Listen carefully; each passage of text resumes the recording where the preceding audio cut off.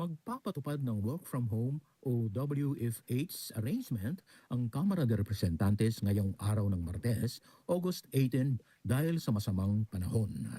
Ayon sa advisory ni House Secretary General Attorney Cheloy Vilicaria Garavil, sa kapahintulutan ni House Speaker Faustino Boje III, lahat ng opisyal at empleyado ng Kamara ay magtatrabaho mula sa kanilang mga tahanan.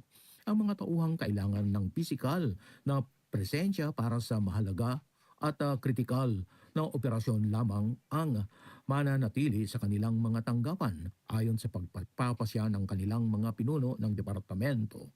Ang work from home arrangement ay ipatutupad alinsunod sa Office of the President Memorandum Circular number 128 na may petsang August 17, 2026. Sa kabila nito, magpapatuloy ang gawain ng lehislatura. Isasagawa pa rin ang nakatakdang plenary session, ngunit ito ay gagawing virtual sa pamamagitan ng Zoom. Magpapatuloy din online ang mga nakatakdang pagpupulong ng mga komite alinsunod sa pagpapasya ng mga chairperson ng mga ito. Samantala, hindi matutuloy ang nakatakdang budget briefing ngayong araw at ito ay itatakda sa panibagong petsa.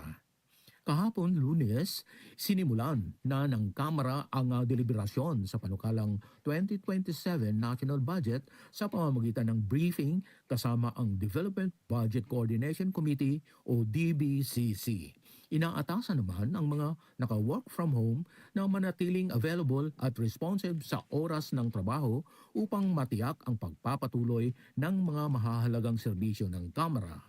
Binigyang diin ng Kamara ang pag-iingat at pagbibigay prioridad sa kaligtasan at kapakanan ng lahat.